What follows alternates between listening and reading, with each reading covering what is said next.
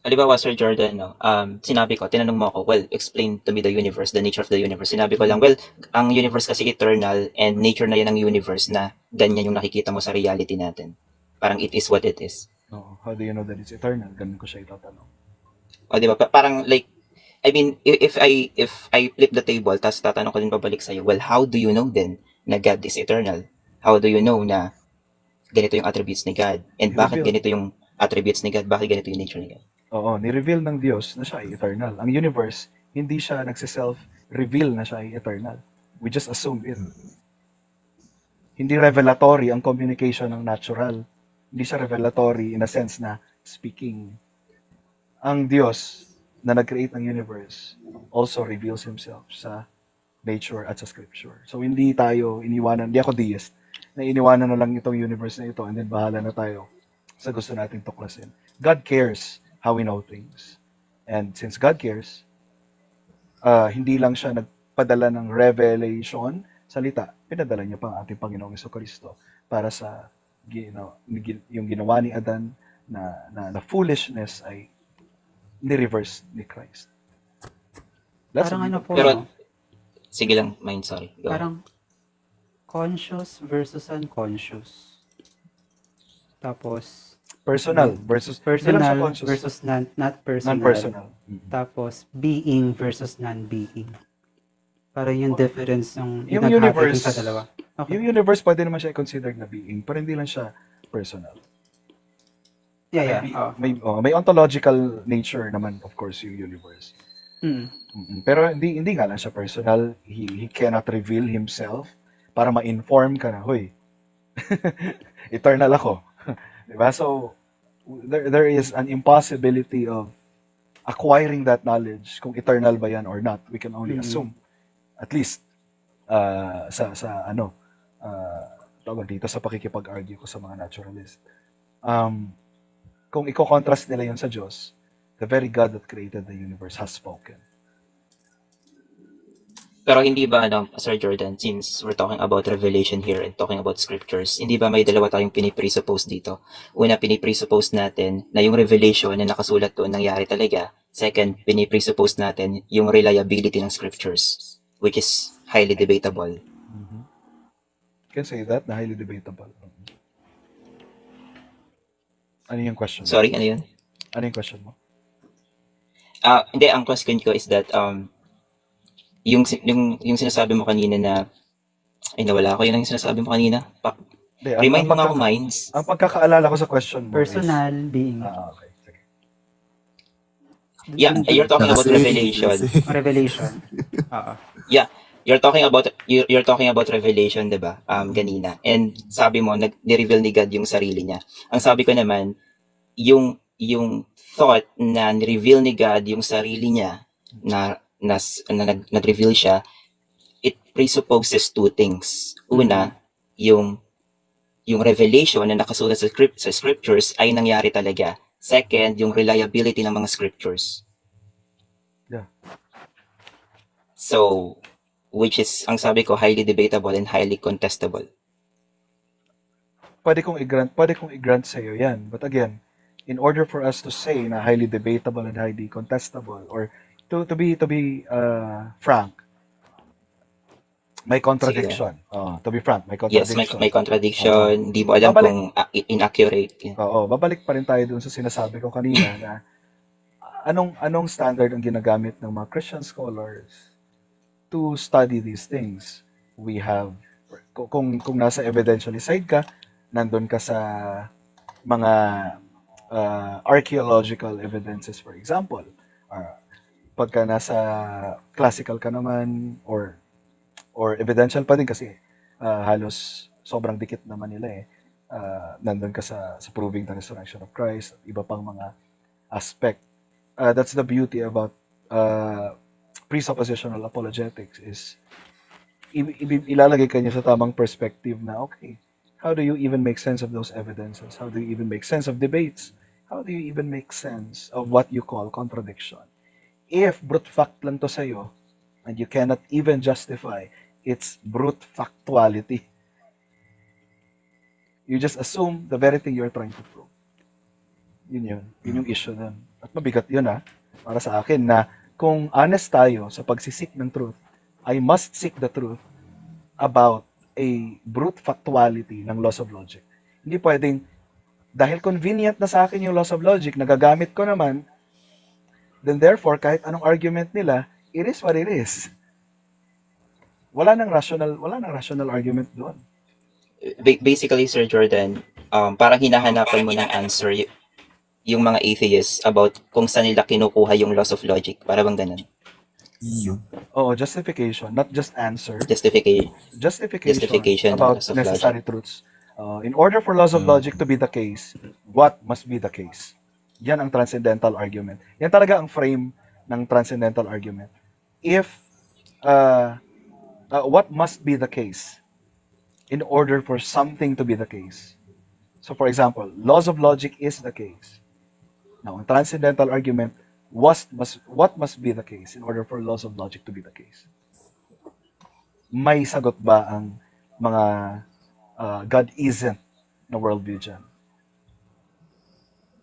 If you're asking, if ako tatanungin mo, Sir Jordan, no, kung, saan nanggaling yung laws of logic? Well, laws of logic, alam naman natin na yan ay rules na create ng mga tao. Yung Aristotelian logic, yung laws of logic, law of non-contradiction, law of identity, law of excluded middle, yan ay rules na create ng mga tao. Or sabihin na natin na structure na create ng mga tao. Pero kapag tatanungin mo kung ipupush mo ko sa limit, I can answer this way na, yung laws of logic na yan, derive yan sa mga pattern na nag-e-exist sa reality. That's why hindi natin pwedeng sabihin na square circle at the same time. Kasi yung pattern na yon na experience natin sa reality. So, laws of logic are descriptive, not prescriptive. It's dinidescribe niya yung pattern or yung behavior na experience natin sa reality na ginagalawan natin. If that's the case, then you are using your senses reliability. Tama ba ako?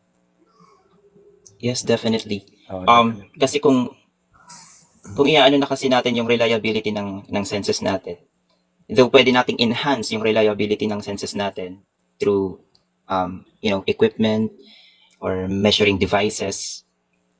Like for example, if titingin ka sa buwan, kung gusto mong makita ng mas malapitan yung buwan, gagamit ka ng telescope. Ang problema kasi is that dun sa ba nagsasabi na hindi, yung sinasabi na hindi natin pwedeng gamitin yung senses natin kasi hindi reliable. Is there any non-sensory tool na pwedeng gamitin ng mga atheists para mapatunayan yung reliability ng senses nila? Di ba wala? Senses pa rin at senses. So basically, mag-circular argument ka na sa senses. Yes. Not in a way na hindi na circular siya. But How ang do you know problema that kasi your dito senses... Parang ganito. Do you use your sige lang, go senses... ahead. Do you use your senses to validate that your senses are valid? Yes, definitely. So, yan ang problem natin, Ilo. That's begging the question. That's circular. Pero hindi ba, kung problem siya, like, ano yung non-sensory tool na pwede nating i-offer sa mga atheists para ma-verify nila yung reliability ng senses nila? There must be something outside of your senses that confirms the validity of your senses. Pero di ba when we're talking about God, yung God na yon is nalaman natin through senses din. And we presuppose na yung knowledge or information na yun ay totoo because yun yung pre-provide sa atin ng senses natin, such as reading the scriptures or having a personal experience. By the way, to clarify things, no, hindi kami anti-sensory ha. Baka mamaya. Sige lang. Hindi kami anti-sensory. When we reason, when we reason and when we evaluate facts, simultaneously, nag-i-start kami sa aming senses and nag-i-start kami sa presupposition that God is true. Both yon. The revelation informs us that our senses are valid. So ganun yung sistema doon. Merong certain presupposition that informs us. Kumbaga parang ganito, how do I know that my senses are valid? Because God created us, ganito namin sasagutin yan. Because God created us in such a way that our senses are valid. We are made in God's image. We're able to think rationally. Yun yung ibig sabihin ng imago Dei, able tayong makapag-isip, able tayong makapag-perceive, at able tayong maka-feel emotionally. So, maka-love. So, yun yung ibig sabihin ng Imago Dei, pagiging Imago Dei natin. Now, without outside justification of justifying the census reliability, kagaya ng sagot mo kanina, makukulong ka lang doon sa sagot na. Pero at least honest ka, Ilo, doon sa sagot mo na you validate your sense based on your senses. That's all. Wala ka nang escape doon. Pero Sir Jordan, ang hindi ko makuha kasi dito is that, di ba, okay, you're talking about Imago Dei, yung mga verses sa Bible, which is yung mga verses sa Bible is information na nasagap mo, napulot mo, or nagkaroon ka ng knowledge through your senses din. Yeah. Na kung wala kang senses, na kung wala kang senses, wala ka din ganung information. Ang parang nakikita ko lang dito is that, parang ang difference lang is that, parehas tayong gumagamit ng senses, parehas nating bine-verify yung reliability natin ng senses gamit yung senses din natin. Ang pinagkaiba lang natin dito is that meron tayong nag-jump tayo dun sa presupposition na God, na merong God na parang foundation ng reliability ng senses. To be precise, epistemological justification. Kasi hindi pwedeng existential lang tayo sa senses natin. Kasi ang problem, kaya ko siya tinawag na problem ni Ilu, yung pag-validate ng senses reliability by using our senses. Empirical kasi yun eh. Empirical yung pagkuha nun ng knowledge. Yung epistemological justification ng mga Christian dyan is outside of it. Kaya siya hindi circular. So knowledge siya outside that informs us. So yung sa God isn't na position, wala silang escape doon, kundi yun lang, empirical. Yun talaga yung pinakamalaking difference talaga sa Christian worldview and non-Christian worldview. Unless someone informs you, or no one informs you, you just assume because your experience says so. And how do you justify it? Because my experience says so. Nakuha mo yung difference? Yeah, pero hindi pa rin nagme-make sense sa akin yung na like parang explain ko lang Bro Jordan what I'm not getting. Kasi parang like yes, nagkaroon ka ng isang lamang kasi yung isang lamang na yun again presuppose natin na yung information or yung knowledge which is na-accumulate din natin, dumaan din sa ating senses. Kaya natin nasabi na may ganun, kaya natin nasabi na may scriptures, kaya natin nabasa yung scriptures, which is produkto din naman talaga ng senses natin. Presuppose lang natin na yung information na yun is totoo.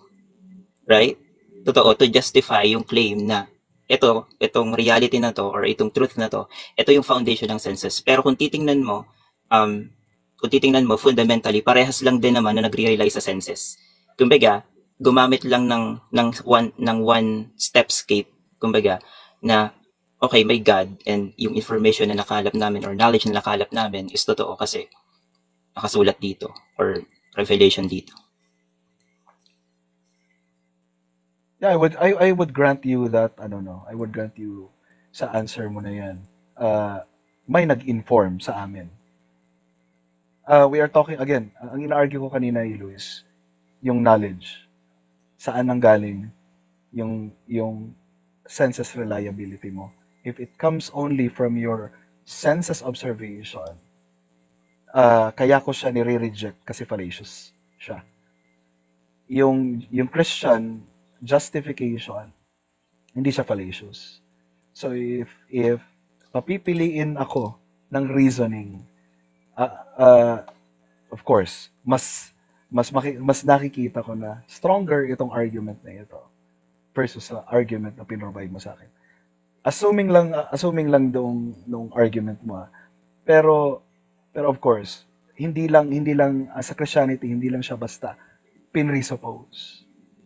Okay? Hindi lang siya basta pinresuppose. We believe that this is true. And kaya nga siya transcendental. Same din sa atheistic stand na reliable yung senses natin. Hindi lang din naman siya basta parang ganito, Ilu. What makes our senses reliable? Balik pa rin tayo, Okay, so balik pa rin sige, tayo doon let me try to answer that. sa transcendental necessity ng Diyos. What Let me makes try us to answer senses? that in a scientific perspective. Kasi yun nga para wag nating ma-issue yung circularity. Oo. Sabihin natin na, well, what makes my senses reliable? You can trust your senses, maybe you can trust your reasoning kasi produkto siya ng mahabang proseso ng evolution gradually from time to time kung saan shinape nito yung experience millions and millions of years, and that's why we can somehow accurately judge reality dahil dun sa progression na yon na na-develop hindi biglaan, gradually through time.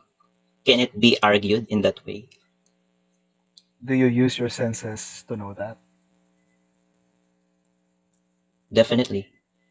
Now, what makes, magbe-begging the question na naman tayo, what makes those progress from evolution? In order for that to be the case, ano ang necessary na bagay para maging totoo yung mga bagay na yon, para masabi mo na ang senses mo ay reliable? Di ba, nag-narrate ka ng process. Okay, na-develop to na ganito. Yeah, yun yung mga shinape ng Oo. evolution, million and Oo. million of years, Oo. experience, environment. Mhm. So if that's the case, to actually know things in the past, do you use your do you validate those things using your own senses reliability? Wala ka ng ibang justification outside of it para ma-inform ka? Senses pa rin naman talaga eh. Oo. Kasi hindi ka naman talaga makakawala sa senses. Let me ask you the same question, Sir Jordan. Sige, paano mo nalaman yung God nag-e-exist? What is your tool? Again hindi kami anti-senses. Ina-affirm ko po yung senses. However, merong argument, pero merong transcendental argument na naggaling sa Diyos na kaya naging reliable yung senses ko. It's because I was made in His Because of image. How do I know that? and yung He how do I revealed, know? You read how do I on know that? He scripture. revealed that through And His Word right. via senses. So hindi ako nagre-rely sa senses. Kumbaga, So nagre-rely ka pa rin sa senses. hindi ako solely nagre-rely sa senses ko para lang malaman ko. Nagre-rely ako even outside of my senses.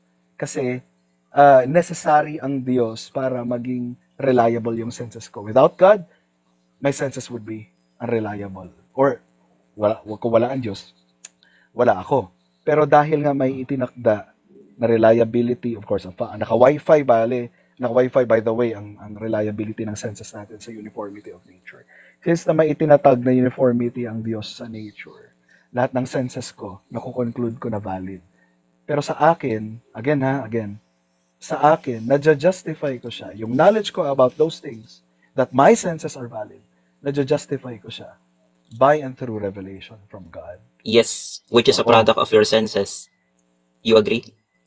Na yung It's a mga product of my yung mga verses, yung mga verses na yun sa scriptures, yung Imago Dei na sinasabi mo which is quoted in the Bible, it's a product of your Parang ganito yun. senses. Parang ganito yun. Sige, go ahead, Sir Jordan. For example, ako may tatay who made this tablet. Ngayon, nakalagay ito sa kwarto ko.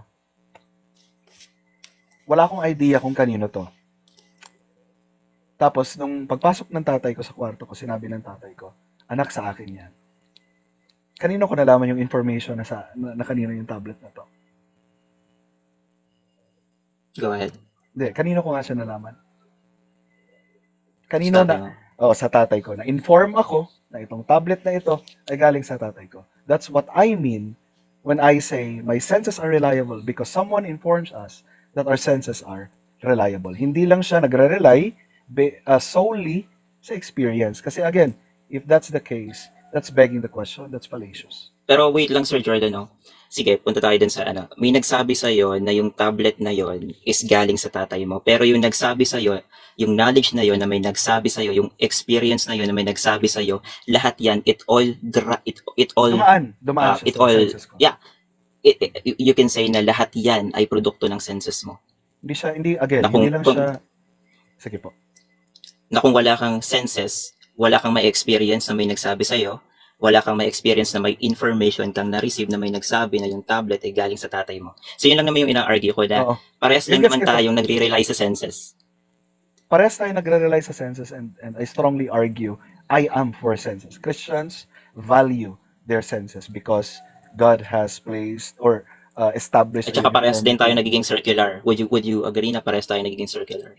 Magkaiba tayo na sa amin ay spiral, sa iyo ay begging the question, fallacious. Kasi you have nothing in yourself to justify your knowledge of your senses reliability apart from or aside from, again, using your senses reliability. While sa case ko, may nag-i-inform sa akin. While dumadaan ito sa sensory ko, pero there's something outside of myself that informs me.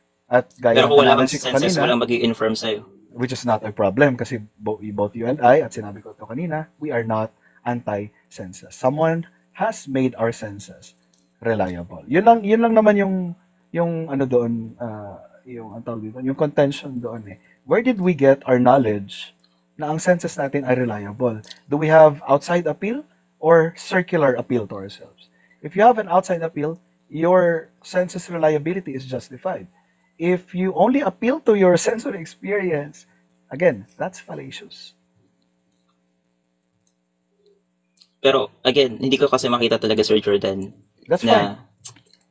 hindi, I mean, yung ina-explain mo kanina, yung ina-example mo, Sir Jordan, no, na nabasa ko to sa scripture, may nagsabi sa akin, yan naman ay sensory experience lahat, diba? So sabi mo, well, I can trust my senses Ganito na lang. kasi, Sige, tuloy mo. wait lang, I can trust my senses kasi nabasa ko sa scripture, may nagsabi sa akin. Pero yung nabasa mo sa scripture, yung may nagsabi sa iyo is another sensory experience. So parang ito lang, patapusin mo na. Parang pinapatunayan mo din yung sensory experience mo na may na you can trust your own senses dahil din ng sensory experience mo na may nagsabi sa iyo at may nabasa ka. Which is ganun din naman yung sinasabi ko kanina na yung sensory experience mo, ang ginagamit mo rin para patunayan na reliable yung sensory experience mo. Ang pinagkaiba lang nating dalawa is that you're presupposing na yung sensory experience ng information na nasagap mo, yun yung grounding para maging reliable yung senses mo. Sa akin naman, ibang direction. Pero we're both relying, we're both talking about one thing, sensory experience. Wala namang argument doon na we are both affirming the reliability of our senses. Pero para mas clear, parang ganito siya. Are you familiar with the term ultimate and proximate? Not I'm not familiar. Yeah. Okay. Pag sinabing ultimate, ito yung ultimate foundation or source of knowledge that we have. Pag sinabing proximate, it refers to our mental cognition, sensory, proximate. In a proximate sense, okay, of course, walang question dito. Ginagamit ko yung mata ko, yung mind ko sa pagbabasa ng scripture. And there's no question. In an ultimate sense, bago ko mabasa yung scripture, merong nag-inform sa akin that without reading that scripture, I would not be informed na ang senses ko ay reliable or walang justification yung senses reliability ko. Nakuha mo yung distinction, ultimate versus proximate. Ultimately, may nag-reveal sa tao na, okay, uniform ang nature para matuto ka na mag-rely sa senses mo. Without someone giving that knowledge ultimately sa atin, we ating capacity to learn using our senses we could not even do that. I hope na nakuha mo yung distinction ng dalawa. Yeah, nakuha ko yung distinction ng dalawa. Yun nga, pares nga tayong gumagamit ng sensory experience. Ang pinapoint ko lang dito, kasi sinabi mo, diba kanina, Sir Jordan, na circular. Circular yung sa atheist, kasi sinasabi ng atheist na, Wala siya outside appeal. paano mo masasabi na valid yung senses mo? Paano mo masasabi na reliable ang senses mo? So, magot ako kanina, sabi ko, by sensory experience, which is, sabi mo, hindi ganun yung sa inyo. Which is I disagree a lot. Kasi, kung base doon sa explanation mo na nagkaroon ka ng revelation na ganito, ganyan, is produkto din naman talaga ng sensory experience mo. Try mo, Unless, okay, sige, go ahead. Tapos ka na. Try mo, Unless you can, sorry, go ahead. try mo siyang i-articulate doon sa dalawang bagay na pinaliwanag ko. Sa'yo kasi, you're starting proximately human. Sa akin, I start ultimately down to me. That without this, I cannot. Kaya nga, for me to study, to actually have reliable senses, something must be the case. Sa'yo kasi, there's nothing in it. Yun na yun.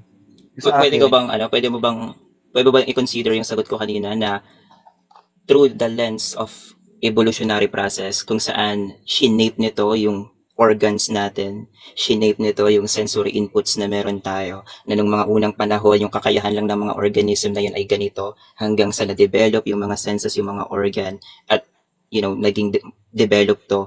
So, hindi ba natin pwedeng sabihin na, well, yung reliability ng senses natin ay produkto ng mahabang proseso ng evolution. Pero then, tatanungin mo ako, well, saan galing yung information na yun? Sa senses ko. Pero di ba yun din yung tanong ko kanina sa'yo, Sir Jordan? Saan galing yung information na yun na Imago Dei ka, na reliable yung senses mo based on scripture? Sa scriptures, which is, again, produkto ng sensory experience mo. So, nagigets mo, like, parang pareho lang din naman tayo na nagre-rely talaga sa sensory experience. Di ba hindi yan yung ina-argue ko? Na pareho tayo nagre-rely. Di ba yan nga yung ina-affirm ko? Oo, you keep on coming back. Okay, sige. Ulitin ko. I-rephrase ko, Sir Jordan. I-rephrase ko. Sige nga yung ina-affirm ko. Pareho tayo. We're on the same footing. Yeah. Yeah, I know that we're on the same ground. Ang minimin ko dito is yung method or tool. No, justification. Method or tool or justification para masabi mo na yung sensory experience mo or yung senses mo ay reliable. Yun yung sinasabi ko na pareho lang tayo. Kasi fundamentally, pareho lang tayong gumagamit ng sensory experience para ma-verify yung sensory experience na experience natin. So pareho lang tayo. Wala tayong pinagkaiba. Again, binigyan kita ng distinction, Ilu, about ultimate and proximate. Yung order, we reason top-down. Galing sa Diyos, pababa. Merong necessary precondition of sensory experience. That without this, I cannot be this. My sensory reliability is the result of my design. I hope na mas pinababaw ko na to ha. My senses reliability is the result of my design. Nag-design ako ng Diyos na ganito. Of course, through study, kaya ko siya nalaman. Merong certain coherence doon sa articulation na yon, pero meron din siyang certain distinction of how I justify the reliability of my senses. Yan ang pinagkaiba natin. Versus sa'yo, nag-start ka lang talaga sa sensory mo. Wala nang ibang I was informed. I can say the same thing. I was informed by evolution through sensory experience na reliable yung sensory experience ko. Outside ba yan sa human sensor? Or the same human sensory? Yung information, hindi siya outside kasi walang information Exactly. Walang information na masasabi natin or ma-acknowledge natin na hindi produkto or hindi proseso ng sensory experience natin. Yung sensory experience, Sir Jordan, na I think pinagpipilitan mo or yung revelation ni God sa scripture, which I argue na sensory experience pa rin yun. Wala nga nakikipag-argue dyan, Ilu, na pinaprocess natin yan sa sensory experience natin. Wala nga nag-argue dyan. Ang ina-argue ko dito is yung epistemic justification mo of your senses reliability. Both of us ay nandun sa foot na yan. Nakaapak tayo. We presuppose that our senses are valid. But yeah, okay, so ganito. I presuppose, sige, I'll finish this. I presuppose that my senses are valid because it's a product of a long evolutionary process that shaped my senses, period. Now, ikaw, I presuppose my senses is valid because? I presuppose that my senses are valid. Go ahead. Not because, or not within the hindi lang siya sa consensus. Hindi lang siya sa human level. There's something, there's someone that exists that necessitates yung reliability ng senses ko. May nag-necessitate nito. Meron siyang purpose kung bakit niya ginawa ito, kung bakit dinesign ang tao na ganito. Kaya siya naging reliable. Hindi, yung pag sinabi mong, for example, yung justification mo, evolutionary. Number one, hindi ka lumalabas sa biological Saan ba? biological justification. Hindi ka lumalabas doon sa biological justification. Number two dito, there's no such thing as Bakit kailangan- order. In the first place, bakit kailangan lumabas? Bakit kailangan ng something na philosophical? Bakit hindi pwedeng explanation ay scientifically grounded or Dahil- biologically grounded? Dahil yan nga yung sinasabi ko kanina, that you would be begging the question, and that's fallacious. Wala rin yung pinagkaiba sa proving uniformity of nature by assuming uniformity of nature. Kasi nga, naka-wifi yung reliability senses natin sa uniformity of nature. So, if hindi ka lalabas dyan sa scientism and biological justification mo, you will continue begging the question unless you appeal outside of biology, science, to justify the actuality of it. Doon ka lang magkakaroon ng justification. Validly, and logically. Pero, nagigets mo na yung pinopoint ko, Sir Jordan? Oo naman, kanina Oo, pa. hindi pa din. Oo. Hindi, I'm not talking about dun sa dun na parehas tayong gumagamit ng senses, which is nalinaw na natin. I'm talking about na yung pinagmamalaki, hindi ikaw pero yung mga tag na gumagamit, hindi lang naman ikaw gumagamit ng tag, pinagmamalaki nila, no, you cannot justify your senses. Kailangan mo ng ganito para ma-justify mo yung senses. Pero nagbigay ako sa'yo ng explanation, yung evolution, which is kinounter mo Pero fallacious yung justification mo. which is sinabi mo na yung paano mo nalaman na ganito kasi nag-base ka sa senses mo. Tama, yun yung ina-argue mo. Pero kung No, Sorry. hindi yan. Go ahead. Ikaw so go ahead, Sir Jordan. Hindi yan. Ang Maybe I'm sinasabi mistaken ko. you. Sige. Oo, ang sinasabi Go ko ahead. is, ang ina-affirm ko is yes, pinaprocess ito ng aking senses. Pero yung knowledge ko knowing this, hindi lang siya solely nagre-rely sa aking senses. Okay. So sana klaro 'yon. Hindi lang siya Pero paano mo solely- nga nalaman? Anong ginamit mo? Again, Senses. sinasabi, Ilo, if you, kung nauunawaan mo kung saan ako nanggagaling. Hindi, naunawaan kita, Sir Jordan. Oo, hindi mo na to dapat pinipilit. Kasi nga, ina-affirm ko kanina pa that I use my senses a lot and we are pro senses reliability. At naka-wifi ito, grounded ito sa uniformity of nature. Number one, sino nagtatag ng uniformity of nature? Ang Diyos. Number two, sino nag-inform sa akin na ang senses ko ay reliable? Yung Diyos pa din. So, magkaiba tayo ng Yung senses mo ang justification. nag-inform sa'yo. Kung wala kang senses, wala kang information. But sino ang again, Diba? pero Parehas sino lang tayo, senses. Hindi, no, what makes my senses reliable? Sino ang nag-design para maging reliable yung senses ko? You're presupposing na yung information na nagsasabi sa'yo na may nag-design ng katawan mo is true. Kasi Hindi. yun yung knowledge na na-accumulate mo through your sensory experience, which is yung sinasabi ko, Parang magkaiba ganito. lang tayo. Parang ganito, if God did not design me the way I am now, could I understand the scriptures? Do you think God must need to Hindi. follow your biological design in Ano order lang, for you to understand scripture? paki-internal critic lang siya based sa question ko. If God did not design me in such a way that my senses are not reliable, can I understand the scripture? No, you can't. So basically, there has something to be the case in order for my senses reliability to be the case. I hope you get it. Hindi pa rin siya nagme-make sense. Kasi nga, Kahit ikaw na mismo yung sumagot. Kahit Senses- ikaw na mismo yung sumagot. Yeah, kasi senses pa rin, di ba, yung ginamit mo. Pero may Sensory logical- experience pa rin. Pero may logical priority kasi, Ilo, eh. Ang epistemic justification, may logical priority yan. Kaya nga tinanong ko sa iyo kanina, kung dinisenyo ba ako ng Diyos in such a way na hindi ko kayang ma-perceive yung nireveal niya sa akin, nonsense yung revelation. But since dinesign ako ng Diyos, di ba may logical priority?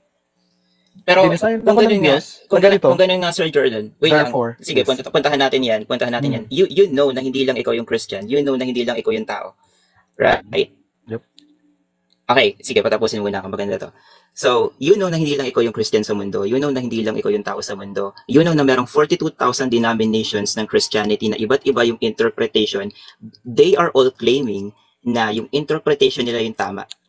How can God produce such senses, how can God, di ba sabi mo, pre-suppose mo na kaya ginawa yung senses para magkaroon ng understanding sa scripture?